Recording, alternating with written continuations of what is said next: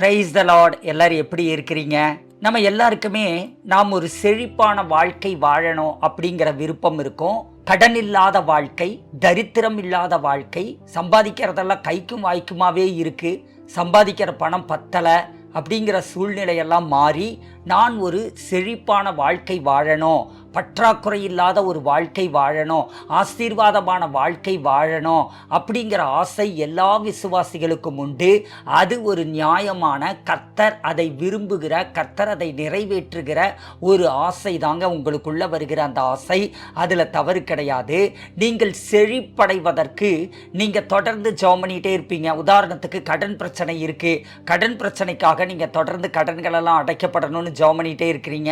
அதே நேரத்தில் திருமண காரியங்கள், அதற்கான தேவைகள் எல்லாம் சந்திக்கப்படணும், பிள்ளைகளுடைய படிப்பு, அதுக்கான தேவைகள் எல்லாம் சந்திக்கப்படணும். இப்படி தேவைகள் சந்திக்கப்பட ஜெபிச்சே நம்முடைய காலமெல்லாம் போயிட்டு இருக்குதுங்க. ஆனால் பிள்ளைகளுக்கு 1 லட்ச ரூபா ஃபீஸ் கட்டணுமா? அப்போ அந்த நேரத்தில் கையில் ஏற்கனவே நம்ம கையில் 1 லட்ச ரூபாய் இருக்கணும். அதுதான் அபரிமிதம். அதே மாதிரி நமக்கு ஒரு திடீர்னு ஒரு ஹாஸ்பிட்டல் எக்ஸ்பென்சஸ் வருதா, அல்லது வேறு ஏதாவது எக்ஸ்பென்சஸ் வருதா, அது எல்லாம் சந்திக்கப்படத்தக்க விதத்தில் ஏற்கனவே நம்முடைய கரங்களில் பணம் இருக்க வேண்டும். அதே போல கடன் இல்லாத ஒரு வாழ்க்கை வாழ வேண்டும். இது எல்லாம் எல்லாருக்குமான ஒரு விருப்பம். அந்த விருப்பத்திற்கு நேராகத்தான் கர்த்தர் உங்களை நடத்துகிறார். அதுக்காக நிறைய ஜெபம் பண்றீங்க.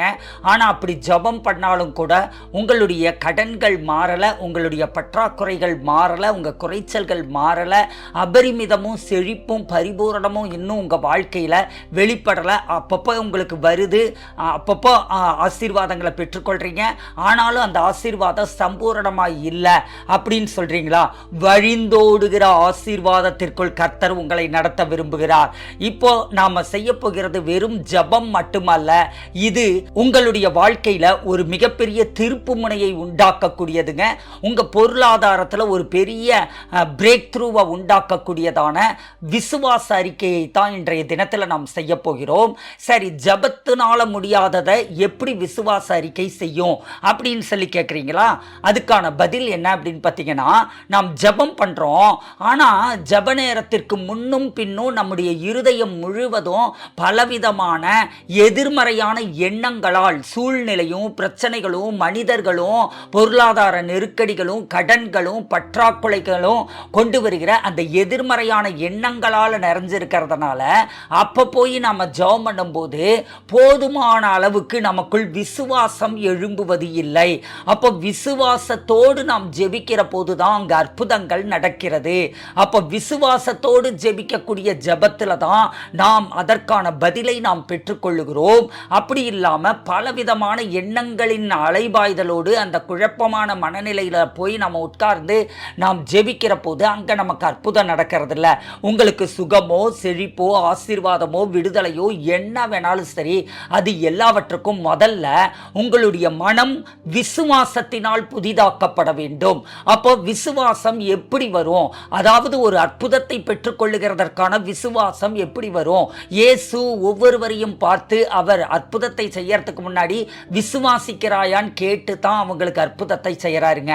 அப்போ அந்த விசுவாசம் உங்களுக்குள் பூரணமாய் வருகிற போதுதான் உங்களுக்கான அற்புதத்தை நீங்கள் பெற்றுக்கொள்ள முடியும், ஆசீர்வாதத்தை நீங்கள் பெற்றுக்கொள்ள முடியும். அந்த அற்புதம் நடப்பதற்கு தேவையான அந்த விசுவாசம் எப்படி நமக்குள் எழும்புகிறது அப்படின்னா, விசுவாசம் கேள்வியினால் வரும் அப்படின்ட்டு வசனம் சொல்லுது. கேள்விங்கிறது அவருடைய வசனத்தினால் தான் வரும் அப்படின்ட்டு நம்ம பைபிளில் பார்க்குறோம். அப்படி இருக்கும்போது நம்ம விசுவாசத்தை எப்படி வளர்க்க முடியும் அப்படின்னா, உங்கள் காதால் நீங்கள் வசனத்தை கேட்க கேட்க கேட்க உங்கள் இருதயம் முழுவதும் விசுவாசத்தினால் நிரம்ப ஆரம்பிக்கிறது. வசனம் நிரம்புகிற போது விசுவாசம் எழும்புகிறது. அப்போ எதிர்மறையான சூழ்நிலைகளும் பலவிதமான காரியங்களும் நம்ம வாழ்க்கையில் காணப்பட்டாலும் அந்த நேரத்திலையும் கூட இன்னும் நமக்கு அற்புதம் நடக்கலைனாலும் நம்மளால் விசுவாசத்தோடு கூட இருக்க முடியும். அப்படிப்பட்ட விசுவாசத்தோடு இருக்கும்போது தான் நமக்கான அற்புதங்கள் நடக்கிறது. அப்போ ஜெபிக்கும் போது தான் அற்புதங்கள் அற்புதங்கள் நடக்கிறது. அப்போ விசுவாசம் நிறைந்த வார்த்தைகளால் உங்களுடைய இருதயம் நிரப்பப்பட வேண்டும். இப்போ உலகமும் சூழ்நிலைகளும் உங்களுடைய மனமும் எல்லாமே நாள் முழுவதும் எதிர்மறையானவைகளை யோசித்துக்கிட்டு இருக்கு, சூழ்நிலையை பார்த்துக்கிட்டு இருக்குது, அனுபவிச்சுட்டு இருக்குது, அதனால மனசு நிறைஞ்சிருக்குது. அதுக்கு மாறா உங்க மனம் முழுவதும் ஆண்டவருடைய வார்த்தையினாலே, விசுவாசம் ஊட்டக்கூடிய வார்த்தையினாலே, அது மட்டும் இல்லாம உங்க தேவை என்னவோ, உங்க பிரச்சனை என்னவோ அதை மாற்றக்கூடிய வாக்குத்தத்தங்களாலே உங்கள் இருதயத்தை நீங்கள் நிரப்புகிற போது உங்க விசுவாசம் அப்படியே மலை அளவு எழும்ப ஆரம்பிச்சிருங்க. அப்போ உங்களுடைய ஜபங்களுக்கு பதில் கடந்து வந்துருது. எதை விசுவாசிக்கிறீர்களோ அப்போ தேவனுடைய மகிமையை நீங்க பார்க்க ஆரம்பிக்கிறீங்க. அதுக்கு தாங்க விசுவாச அறிக்கை.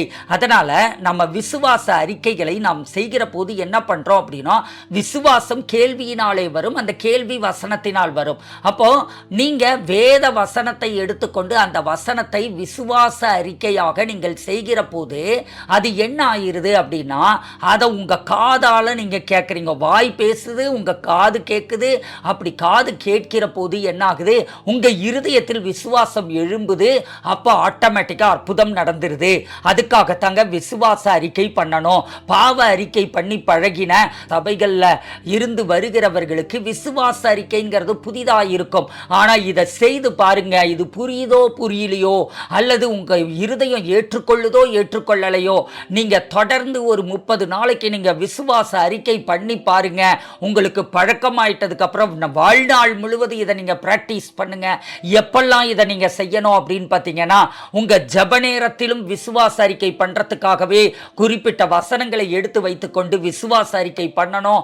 அதே நேரத்தில் நாள் முழுவதும் உங்களுக்கு எதிர்மறையான எண்ணங்கள் தாக்குகிற போதெல்லாம், அப்பெல்லாம் இல்லை, ஆண்டவர் என்னை இப்படி ஆசீர்வதித்திருக்கிறார் அப்படின்னு சொல்லிட்டு ஆண்டவருடைய வார்த்தைகளை நீங்கள் நேர்மறையாக, கர்த்தர் என்னை இப்படி ஆசீர்வதிக்கிறார், நான் இப்படி இருக்க போகிறேன் அப்படின்னு சொல்லிட்டு நீங்க பேச ஆரம்பிங்க.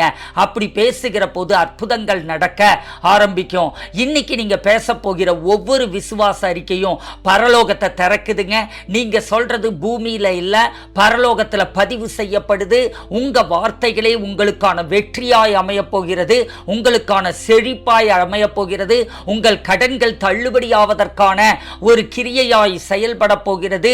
உங்களுடைய வெற்றிக்கு வழி உங்கள் வாயே, உங்களுடைய கடன்கள் அடைக்கப்படுவதற்கான வழி உங்கள் வாயே, உங்களுடைய செழிப்புக்கான வழி உங்கள் வாயே. உங்கள் வார்த்தைகள் உங்களுடைய எதிர்காலத்தையே உருவாக்குதுங்க. அதனால நீங்க பேசுகிறதெல்லாம் கர்த்தருடைய வசனத்தை ஒட்டி, வசனத்தை சார்ந்து, வசனத்தையே நீங்கள் விசுவாசத்தோடு நீங்க சொல்லுங்க. அப்படி சொல்லுகிற போது அற்புதங்கள் நடக்கும். அதுக்காக ஒரு நேரத்தை நீங்க ஒதுக்கி நீங்க செய்ய ஆரம்பிங்க. அருமை சகோதரனே, அருமை சகோதரியே, ஆண்டவருடைய ஆசீர்வாதம் உங்க வேலையில, உங்க தொழில மட்டும் கிடையாது. அது உங்க வாயிலிருந்து தான் அது கடந்து வருகிறது. உங்கள் வாய் பேசுகிற வார்த்தைகளை உங்களுடைய காது கேட்டு அது உங்கள் இருதயத்திற்குள் கடந்து போய் அது விளைச்சலை, நல்ல நிலமாகிய இருதயத்திலிருந்து விளைச்சலை உண்டாக்கி 100 மடங்கு பலன் கொடுப்பதாக ரோமரின் புத்தகம் 10ஆம் அதிகாரம் 8ஆம் வசனத்துல பார்க்கிறோம். இந்த வார்த்தை உனக்கு சமீபமாய் உன் வாயிலும் உன் இருதயத்திலும் இருக்கிறது. கர்த்தருடைய வார்த்தை, நீங்கள் விசுவாசம் நிறைந்த அந்த வார்த்தைகளை நீங்கள் பேசுகிற போது அது உங்களுக்கு சமீபமாய், அந்த வார்த்தையினுடைய வெளிப்பாடுகள் உங்களுக்கு சமீபமாய் மாறுகிறது. அது உங்கள் வாயிலிருந்து வருகிற போது அது உங்கள் இருதயத்திற்குள் கடந்து போய் அற்புதங்களை விளைவிக்க கூடியதாய் இருக்கிறது. அப்போ விசுவாசம் நிறைந்த வார்த்தைகளை நீங்க பேசுறப்போ பரலோகத்துல உங்களுடைய பொருளாதாரம் வைக்கப்பட்டிருக்கிறது.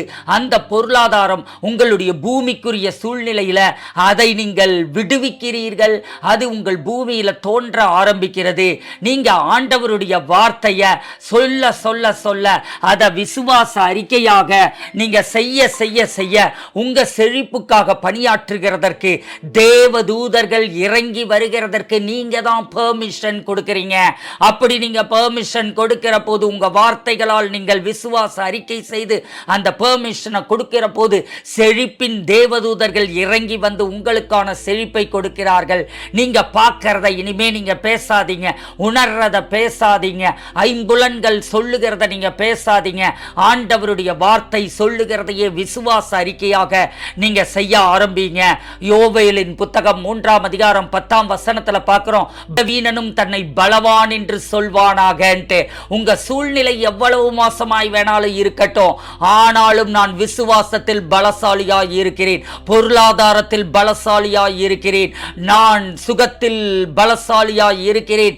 இப்படி நீங்க விசுவாச அறிக்கையை பாசிட்டிவா நீங்க பண்ண பண்ண பண்ண உங்க வாழ்க்கை மாறுகிறதை நீங்கள் பார்ப்பீர்கள், அற்புதங்கள் நடக்கிறதை நீங்கள் பார்ப்பீர்கள். அருமை தேவ பிள்ளைகளே, உங்க விசுவாச அறிக்கை உங்க விசுவாசத்தை பலப்படுத்துதுங்க. பலவீனனும் தன்னை பலவான் என்று சொல்வானாகங்கிற வார்த்தையின்படி நீங்க என்ன ஒரு டல்லான சூழ்நிலையில இருந்தாலும் விசுவாச அறிக்கையை ஒரு 10 தடவை, ஒரே வசனத்தை கூட ஒரு 10 தடவை நீங்க சொன்னாலும் போதும். அப்ப உடனே அந்த பலவீனம் மாறி உங்களுக்கு அந்த விசுவாசம் பெருகி விசுவாசம் பலப்படுகிறத நீங்க பார்ப்பீங்க. உங்க விசுவாசம் உங்க செழிப்பை உண்டாக்குகிறத நீங்க பார்ப்பீங்க. மார்க்குவின் புத்தகம் 11:23 பார்க்கிறோம், எவனாயிலும் இந்த மலையை பார்த்து நீ பெயர்ந்து சமுத்திரத்துல தள்ளுண்டு போன்னு சொல்லி நான் சொன்ன மாதிரியே நடக்கும் அப்படின்னு சொல்லி தன்னுடைய இருதயத்துல சந்தேகப்படாம அவன் விசுவாசிச்சான்னா அவன் சொன்னபடிதான் ஆகும் அப்படின்னு சொல்லிட்டு வசனம் சொல்லுகிறதே. இயேசுவின் நாமத்தினாலே விசுவாச வார்த்தைகளை பேச பழகுங்கள். நீங்கள் சொல்லுவதை நீங்கள் பெற்றுக்கொள்வீர்கள். பலத்தினாலேயோ முயற்சியினாலேயோ அல்ல, விசுவாசத்தினாலே நீங்கள் பெற்றுக்கொள்ளுகிறீர்கள். விசுவாச அறிக்கை செய்யறதுக்கு முன்னாடி நிறைய பேர் இன்னும் நம்ம சேனலை சப்ஸ்கிரைப் பண்ணாமையே பார்த்துட்டு இருக்கீங்க. சப்ஸ்கிரைப் பண்ணி பெல் ஐக்கான அழுத்தி ஆல் கொடுத்துருங்க. அப்பதான் புதிய வல்லமையான ஜபங்கள் மற்றும் வல்லமையான சத்தியங்கள் அடங்கின தேவ செய்திகளை நீங்க பெற்றுக்கொள்ள முடியும். இப்போ நாம விசுவாச அறிக்கைக்குள்ளாக நாம் கடந்து போகலாம். என்னோடு கூட இணைந்து கொண்டு என்னுடைய விசுவாசத்தோடு நீங்கள் இணைந்து கொண்டு விசுவாசமாய் விசுவாச அறிக்கைகளை நீங்கள் செய்ய ஆரம்பியுங்கள். இப்போ அற்புதம் நடக்கிறதுன்னு சொல்லி அந்த விசுவாசத்தோடு கூட நீங்க பேச ஆரம்பியுங்கள். உங்களுக்கான அற்புதத்தின் நேரம் இது. நீங்க இதை தொடர்ந்து பண்ண பண்ண பண்ண பண்ண உங்க மனம் விசுவாசத்தினால் புதிதாக்கப்படுகிற போது அப்போ உங்க வாழ்க்கை மாற்றங்கள் உண்டாகிறத நீங்க பார்ப்பீங்க. Thank you lord. இப்போ உங்க பொருளாதார அற்புதத்திற்கான விசுவாச அறிக்கைகளை நாம் செய்ய போகிறோம். Thank you holy spirit. ரபூடா ஷியாந்தரா கரபா ரபீனமா ரியாந்தரா கரபர ஷந்தரா கதரபா. ஆண்டவரே அப்பா உமக்கு ஸ்தோத்திரம். உம்முடைய கரங்களில் எங்களை ஒப்பு கொடுக்கிறோம். நாங்கள் செய்கிற அறிக்கைகள் எல்லாம் பலன் கொடுக்கிறது என்று நாங்கள் சொல்லுகிறோம் அப்பா. Thank you holy spirit. சங்கீதம் 23:1 படி கர்த்தர் எங்க மேய்ப்பராய் இருக்கிறீர் ஆண்டவரே, நாங்கள் தாழ்ச்சியே அடைவதில்லை. ஆண்டவரே அப்பா நீங்க எங்க மேய்ப்பராய் இருக்கிறீர், நாங்கள் தாழ்ச்சியே அடைவதில்லை. நான் கர்த்தர் என்னுடைய மேய்ப்பராய் இருக்கிறபடியினாலே நான் குறைவில்லாமல் இருக்கிறேன். சகல செழிப்பும் என்னுடைய வாழ்க்கையில் கடந்து வருகிறது. சகல ஆசீர்வாதங்களையும் நான் சுதந்தரிக்கிறேன். சகல அற்புதங்களும் என்னுடைய வாழ்க்கையில் நடக்கிறது. நான் சகலத்திலும் பெருகிக் கொண்டே இருக்கிறேன். எல்லாவற்றையும் மேற்கொள்ளுகிறவனாக எழும்புகிறேன். பொருளாதார தடைகளை நான் உடைக்கிறேன். பொருளாதார கட்டுக்கள் உடைக்கப்பட்டிருக்கிறது. இயேசுவின் நாமத்தினாலே ஏற்கனவே என்னுடைய வாழ்க்கையில் காணப்படுகிற பொருளாதார கட்டுக்கள் எல்லாம் உடைக்கப்பட்டிருக்கிறது. பொருளாதார சாபங்கள் எல்லாம் உடைக்கப்பட்டிருக்கிறது. என்னுடைய வாழ்க்கையில் அற்புதங்கள் நடந்து கொண்டே இருக்கிறது. எனக்கான பொருளாதாரம் என்னுடைய மேய்ப்பராகிய கர்த்தரிடத்தில் இருந்து குறைவில்லாமல் கடந்து வந்து கொண்டே இருக்கிறது. என்னுடைய ஆதாரம் தேவனாய் இருக்கிறார். என்னுடைய பரிபூரணமாய் என்னை போஷிக்க கூடியவர் அவரே. அவர் எனக்கு குறைவில்லாமல் பார்த்து கொள்ளுகிறார். Thank you lord. நன்றி ஆண்டவரே. Thank you holy spirit. நான் அடுத்த வசனத்திலிருந்து கொஞ்சம் மெதுவாக உங்களை நான் விசுவாச அறிக்கைக்குள்ளே நான் நடத்துகிறேன். ஏன்னா இதை திருப்பி திருப்பி நீங்கள் சொல்லணும். நான் சொல்கிறத நீங்கள் திருப்பவும் சொல்லணும். அதுக்காக நான் மெதுவாய் நான் சொல்ல ஆரம்பிக்கிறேன். அப்படியே அந்த ஃப்ளோவில் நான் வேகமாக போயிட்டேன். எப்பவும் நான் பண்ணுற மாதிரி நான் அப்படியே போயிட்டேன். நான் இப்போ உங்களுக்காக நான் மெதுவாய் நான் சொல்கிறேன். திருப்பி நீங்கள் சொல்லுங்கள்.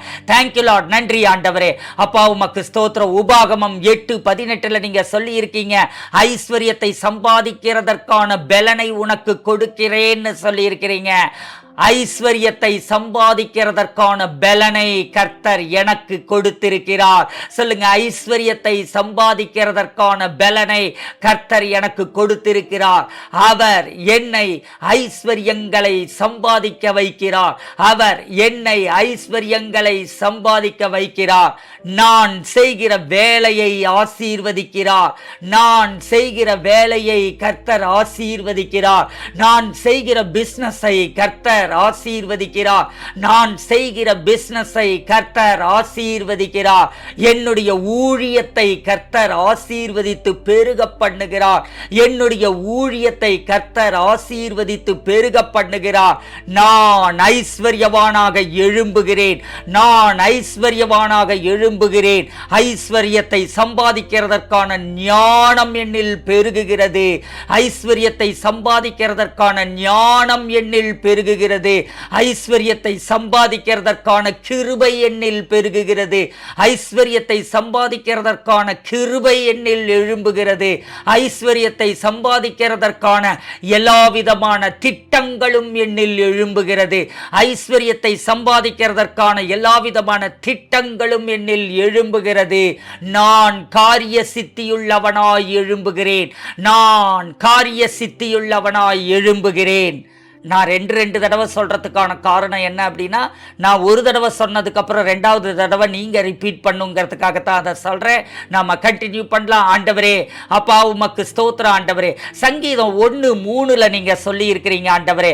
அவன் நீர்க்கால்களின் ஓரமாய் நடப்பட்டு தன் காலத்தில் தன் கனியை தந்து இலையுதிராதிருக்கிற மரத்தை போல் இருப்பான். அவன் செய்வதெல்லாம் வாய்க்கும்னு நீங்கள் சொல்லியிருக்கிறீங்க ஆண்டவரே. அப்பா உமக்கு ஸ்தோத்திரம். நான் நீர்க்கால்களின் ஓரத்தில் நடப்பட்டிருக்கிறேன்.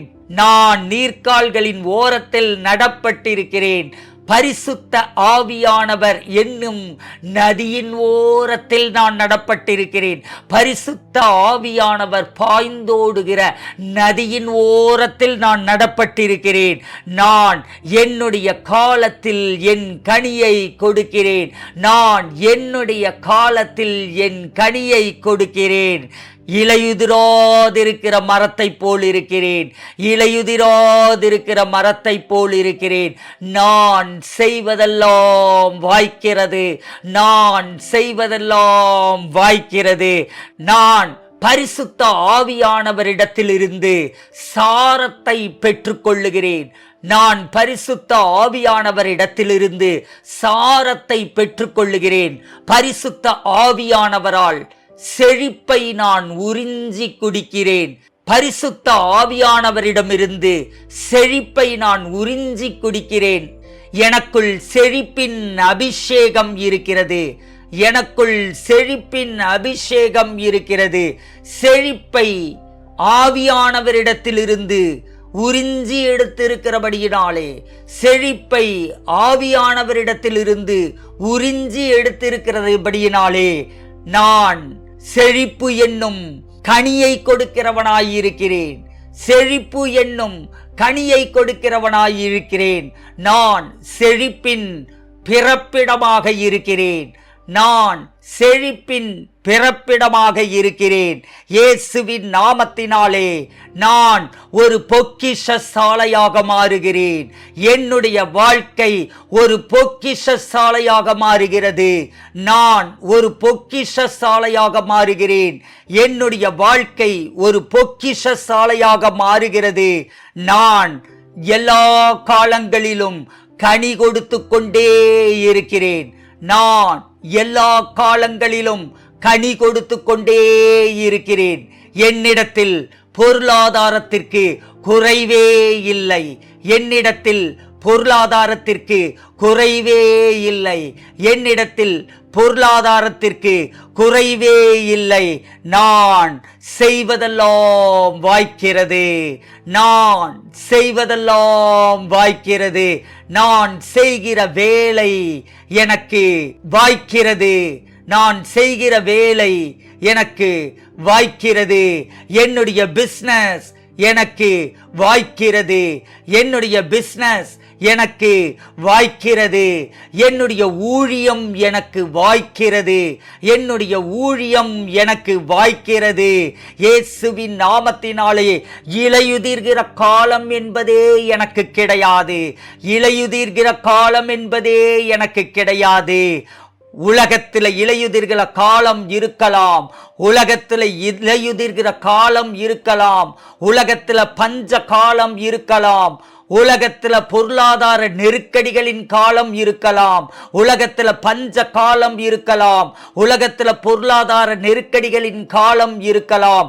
ஆனால் நான் பரிசுத்த ஆவியானவருடைய செழிப்பை உறிஞ்சி குடித்திருக்கிறபடியினாலே, நான் பரிசுத்த ஆவியானவருடைய செழிப்பை உறிஞ்சி குடித்திருக்கிறபடியினாலே நான் செழிப்பு உதிராதிருக்கிறேன். நான் செழிப்பு உதிராதிருக்கிறேன். அனுதினமும் நான் செழிப்பினால் நிரம்பி இருக்கிறேன். பாலும் தேனும் ஓடுகிற ஒரு வாழ்க்கை வாழ்கிறேன். பாலும் தேனும் ஓடுகிற ஒரு வாழ்க்கை வாழ்கிறேன். நெய்யினால் என் கால்களை கழுவுகிற ஒரு வாழ்க்கை வாழ்கிறேன். நெய்யினால் என் கால்களை கழுவுகிற ஒரு வாழ்க்கை வாழ்கிறேன். என் கைகள் ஆசீர்வதிக்கப்பட்டவை. என் கைகள் ஆசீர்வதிக்கப்பட்டவை. நான் தொடும் ஒவ்வொரு காரியமும் வெற்றி பெறுகிறது. நான் தொடும் ஒவ்வொரு காரியமும் வெற்றி பெறுகிறது. Thank you lord. நன்றி ஆண்டவரே. அப்பா, நாங்கள் செய்த இந்த விசுவாச அறிக்கைகள் எல்லாவற்றையும் நீர் ஆசீர்வதித்திருக்கிறதற்காக ஸ்தோத்திரம். கர்த்தர் அருமை பிள்ளைகளுக்குள் ஒரு மிகப்பெரிய விசுவாச அபிஷேகத்தை எழும்ப பண்ணுவீராக. இயேசு கிறிஸ்துவின் ஜீவனுள்ள நாமத்தினாலே ஒரு மிகப்பெரிய விசுவாச அபிஷேகத்தை அருமை பிள்ளைகளுக்குள் நான் கட்டவிழ்கிறேன். கர்த்தர் தாமே ஆசீர்வதித்தருளும். உம்முடைய கிருபைகள் அருமை பிள்ளைகளுக்குள் பெருகட்டும். ஆசீர்வாதங்கள் பெருகட்டும். செழிப்பு பெருகட்டும். அற்புதங்கள் பெருகட்டும். கடன்கள் அடைக்கப்படுவதாக, விடுதலை உண்டாவதாக, வீடுகள் கட்டப்படுவதாக, இயேசுவின் நாமத்தினாலே சொந்த வீடுகள் உண்டாவதாக, கர்த்தருக்கென்று ஏராளமாய் வாரி வழங்குவார்களாக. இயேசுவின் நாமத்தினாலே தசம பாகங்களையும் காணிக்கைகளையும் விசுவாசத்தினால் வந்தவுடன் கொடுக்கிறேன் என்று அல்ல, இப்பொழுதே கர்த்தருக்கு ஆண்டவரை வாரி வழங்கத்தக்க விதத்தில் கர்த்தருடைய ஆவியானவர் அருமை பிள்ளைகளை பலப்படுத்தி நடத்துகிறதற்காக நாங்கள் நன்றியோடு கூட உம்மை துதிக்கிறோம் ஆண்டவரே. அப்பா, உமக்கு ஸ்தோத்திரம். ஆசீர்வதியும். ஆமேன். ஒவ்வொரு நாளும் இந்த விசுவாச வார்த்தைகளை நீங்க பேசுங்க. ஏழ்மையை பேசாதீங்க, செல்வத்தை பேசுங்க, குறைச்சலை பேசாதீங்க, நிறைவை பேசுங்க. இன்று நீங்கள் பேசுகிற இந்த விசுவாச வார்த்தைகளாகிய விசுவாச அறிக்கைகள் நாளைக்கு உங்களுக்கான அதிசயங்களை உண்டாக்குகிறது, அற்புதங்களை கொண்டு வருகிறது. அன்பான சகோதர சகோதரிகளே, இந்த ஜெபம் உங்களுக்கு பயனுள்ளதா இருந்துச்சுன்னா நீங்க தயவு செய்து நீங்க லைக் பண்ணுங்க, ஷேர் பண்ணுங்க. உங்களுடைய ஜெப விண்ணப்பங்கள்ல கமெண்ட்ல நீங்க பதிவு செய்யலாம். உங்களுக்காக நாங்க ஜெபிக்கிறோம். எங்களுக்காகவும் எங்கள் ஊழியங்களுக்காகவும் எங்கள் திருச்சபை வளர்ச்சிக்காகவும் ஜெபம் பண்ணுங்க. இந்த ஊழியம் உங்களுக்கு ஆசீர்வாதமான ஊழியம்னு நீங்க நினைச்சீங்கன்னா, உங்களுக்கு ஜெபத்தையும் கர்த்தருடைய வார்த்தையையும் வல்லமையையும் அபிஷேகத்தையும் விடுதலையையும் கொடுக்கிற ஊழியம்னு நீங்க நினைச்சீங்கன்னா, இந்த ஊழியத்துல ஒரு பங்காளராக இணைந்து கொள்ளுங்க. அப்படி இணைந்து கொண்டு மாதம் தோறும் ஒரு காணிக்கையை விதைக்கிறேன்னு சொல்லி தீர்மானம் பண்ணுங்கள். அது கட்டாயமாயும் அல்ல, விசனமாயும் அல்ல, உங்களுடைய இருதயத்தில் நிர்ணயித்திருக்கிறபடியே அதை நீங்கள் செய்யுங்கள். அப்படி நீங்க தீர்மானித்து தங்களுடைய தசம பாகங்களையும் காணிக்கைகளையும் விதைத்து ஆசீர்வதிக்கப்படுகிறவர்கள் ஏராளம் இருக்கிறார்கள். எங்கள் ஊழிய பங்காளர்களுக்காக நாங்கள் தினமும் பலமுறை ஜெபிக்கிறோம். நானே அதை செய்கிறேன். மாதம் தோறும் கடைசி வெள்ளிக்கிழமைகளில் தீர்க்க தரிசன ஆசீர்வாத கூட்டம்னு ஒரு கூட்டம் நடைபெறுகிறது. அந்த கூட்டத்தில் ஏராளமானோர் கலந்து கொள்ளுகிறார்கள். கலந்து கொள்ள விருப்பம் உள்ளவர்கள் நீங்கள் பதிவு செய்து கொள்ளலாம். ஸ்கூல் ஆஃப் பிரேயர்னு ஒரு கோர்ஸ் போயிட்டு இருக்குது. அதுல ஜாயின் பண்ண விரும்புகிறவர்கள் ஜாயின் செய்து கொள்ளலாம். உங்களுடைய ஜெப விண்ணப்பங்கள் கொடுக்கப்பட்டிருக்கக்கூடிய எண்களுக்கு நீங்க மெசேஜ் மட்டும் அனுப்பி நீங்க தெரியப்படுத்துங்க. நாங்க உங்களுக்காக நாங்க ஜெபிக்கிறோம். தயவு செய்து கால் செய்ய வேண்டாம். கால் எடுக்கிறதுக்கு ஆட்கள் கிடையாது. மீண்டும் ஒரு ஜெப வீடியோ அல்லது விசுவாச அறிக்கை வீடியோ மூலமாக நாம் சந்திக்கலாம். கர்த்தர் தாமே உங்களை ஆசீர்வதிப்பாராக. ஆமீன். God bless you.